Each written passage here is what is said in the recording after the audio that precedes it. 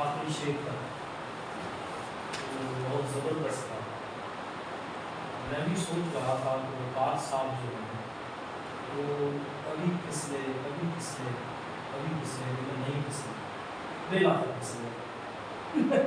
ہاں بالآخر پھسلے.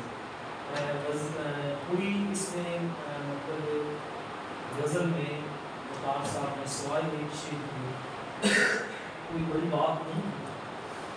ایک شعر جو ہے وہ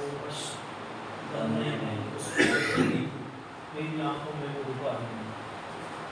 اسے اگر شعر کہہ دیا جائے تو شعر ٹھیک ہے, لیکن باقی اس کے علاوہ جتنا بھی غزل میں پیش کیا گیا ہے ایک روایتی انداز اور روایتی مضامین جو پیش کیے, اور روایتی مضامین کو دہرایا جانا کوئی اتنی بڑی کمی کا کوتاہی نہیں.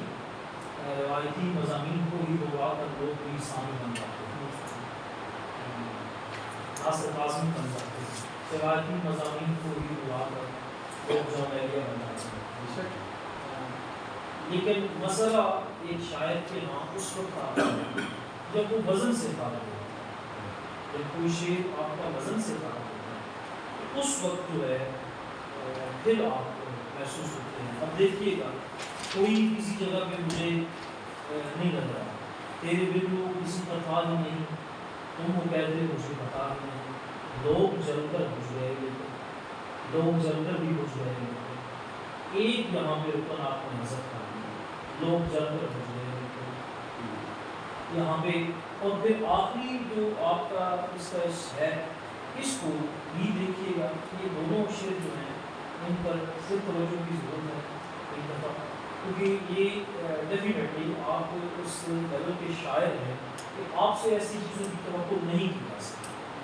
تو لہٰذا میں 10 کر آپ سے گزارش ہے, میری رائے بھی ہے کہ ان اشعار کو دوبارہ دیکھ لیجیے گا. لوگ جل کر کچھ رہے تھے, یہاں پہ ایک رکن جو ہے وہ حذف کر رہے ہیں, روبرو باتیں کر لو